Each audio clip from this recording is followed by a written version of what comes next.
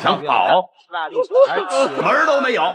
这拳手身踢，击倒了对手。日本人不知天高地厚来滑踢馆，当众叫嚣中国功夫，辱骂中国选手，还反过来扬言日本空手道才是世界第一武术。面对如此厚颜无耻且嚣张跋扈的小鬼子，太极功夫实战第一人韩飞龙霸气出山，把不知死活的小鬼子打得头破血流，痛苦不堪。紧接而来的转身后摆腿才是整场比赛的精髓所在。日本小鬼子就像是断了尾巴的小狗，疼得他鬼哭狼嚎，哇哇乱叫。断裂的小牛子让他情不自禁地哭了起来，脸上的表情也是丰富了几分。简单介绍一下这位太极实战第一人韩飞龙，他是由太极天狮王詹军一手培养起来的，并且还是太极功夫与自由搏击结合一体的搏击顶尖。最引以为傲的杀招就是他那杀伤力极高的太极八卦腿，俗称是八卦舍身踢，踢爆了一位又一位来滑踢馆的小鬼子。面对叫嚣中国功夫、辱骂中国选手的招仓丰树，韩飞龙是要锤爆招仓丰树的大脑，让其重新见识到中国功夫和太极功夫的威慑力。话就不多说了，来让我们欣赏一下韩飞龙的精彩表现。白色长裤是中国勇士韩飞龙，蓝色短裤是日本空手道冠军招仓丰树。第9站成都站的比赛，我们现在在四川大学体育馆，我是解说员东宁，我是董江涛。现在进行的是男子70公斤级超级战，红方选手韩飞龙对阵日本蓝方选手招仓丰树。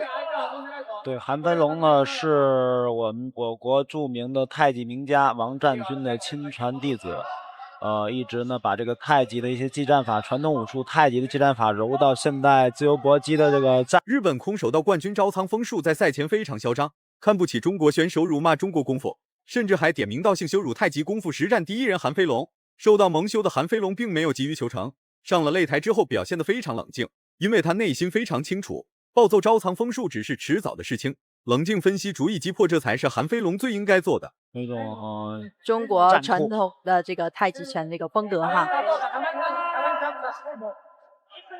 双方上来之后呢，我们看这个招仓丰树啊，我们发现招仓丰树还是在做一些韩飞龙发怒谁也拦不住，对准招仓丰树的脑袋就开始往上打。反应过来的招仓丰树还没开始反击，韩飞龙就快速撤出了危险区域，战术策略清晰，脑回路清澈。照这样打下去的话，就算韩飞龙不能 KO 招仓丰树提前获取胜利，那他也可以让招仓丰树感觉到太极功夫所带来的压迫感。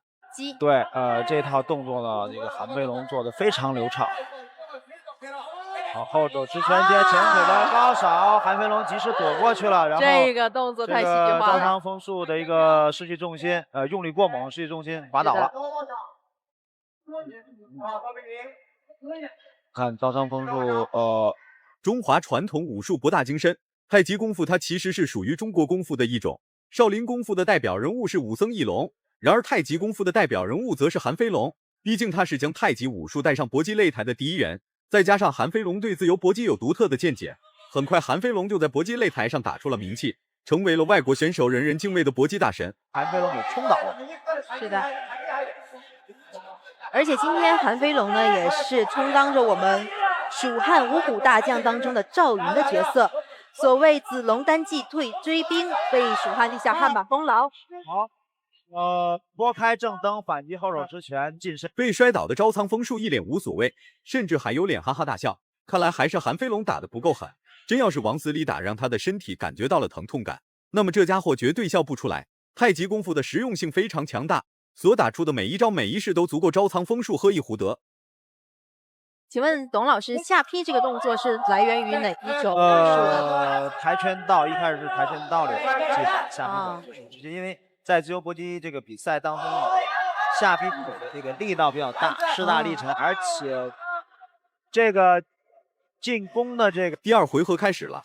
招仓丰树虽然是日本空手道冠军，获得过很多关于空手道的冠军奖项和奖杯，但他的综合实力并不太好，自身的拳脚功夫也就那么回事。对比之下，韩飞龙轻轻松松就能把招仓丰树暴揍一顿。碍于这家伙的抗击打能力有点超乎常人，无论韩飞龙怎么打，他都是一副事不关己高高挂起。这一点就让韩飞龙有点棘手。当丰树做正蹬没有起来，没有完全发出力量，这个时候韩飞龙一个后手迎击，直接击中，但是同时手抄到了他的起来这条腿，然后做了一个摔的一个动作。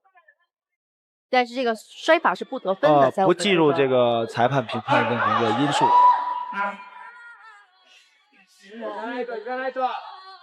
多次被摔的招仓丰树被警告了一次，原因是在被摔之前，他死死搂住了韩飞龙，不让韩飞龙反击。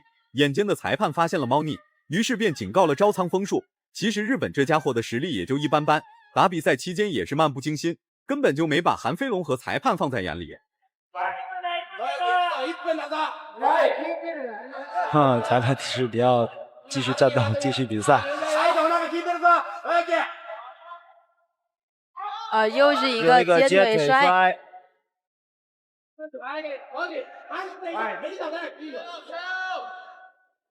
好，韩飞龙后扫。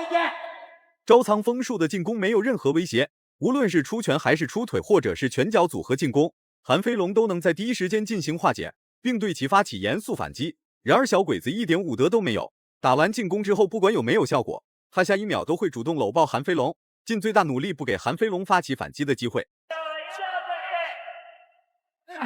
这是韩飞龙的正蹬落空，然后招仓枫树接住之后，一时不知道接下来该怎么做，有点迟疑了。我们看招仓枫树已经连续多次利用这种近身跳起来的袭击近身，然后做出一些攻击。第二回合还剩下最后1分钟，招仓枫树在没有获取有效进攻的同时，比赛节奏和比赛优势都不在他手中。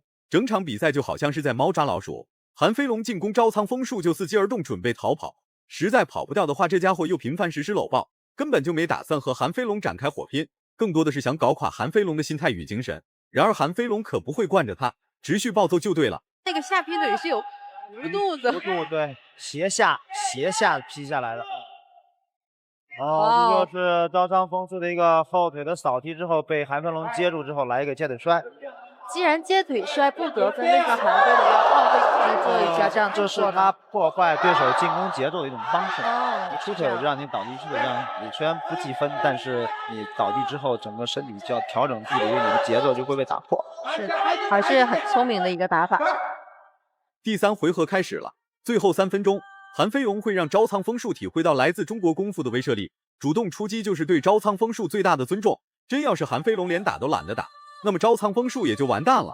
多次被摔的小鬼子依然是不知悔改，依然是持续选择搂抱，不然韩飞龙也不会主动去游走在比赛规则的边缘。摔倒了。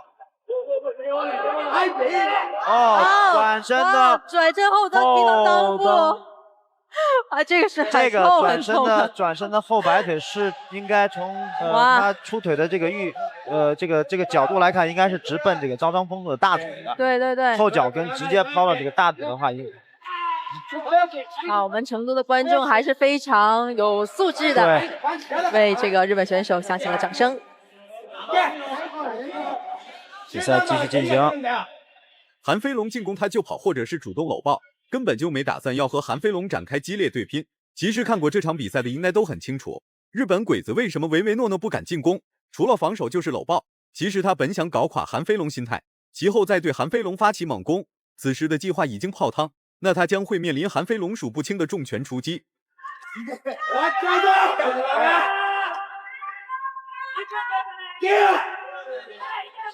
刚刚红光选手那个是超人拳吗？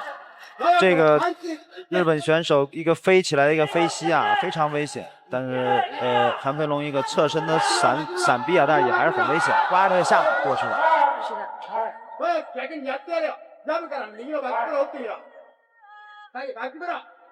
转身后摆，但是幅度过于大了，然后韩飞龙一个低头，稍微低头走。韩飞龙稍微一出手，招仓枫树就有点顶不住，实在没办法的招仓枫树只能咬着牙和韩飞龙展开激烈对抗，一波接一波的猛攻，直接小鬼子打服了，不经意间就给韩飞龙跪下磕头，把一旁的韩飞龙和裁判都看愣了，根本想不到这家伙竟然会下跪磕头，这毕竟是在中国的擂台，这一幕让很多中国观众心情愉悦大爽。这是一场非常有意思的比赛。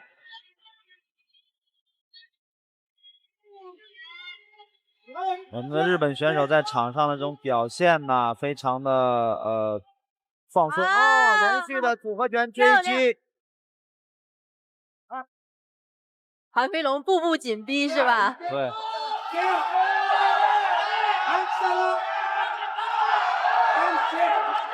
日本选手这架势啊，有点打野架那感觉。韩飞龙的太极八卦腿也使出了好几次，同时这家伙的身高救了他好几次，要不是身高高了点，韩飞龙的八卦腿定会打得招仓枫树吃不了兜着走。最后10秒。再次醒身踢，再次亮了一个绝招，但是没有成功。好，比赛结束了，最终太极功夫更胜一筹。最起码韩飞龙用中国功夫暴揍了招仓枫树一顿，还把招仓枫树给打跪了。结果很清楚，中国功夫确实要比日本空手道技高一筹。如果满分是100分的话，你会给太极实战第一人韩飞龙打几分？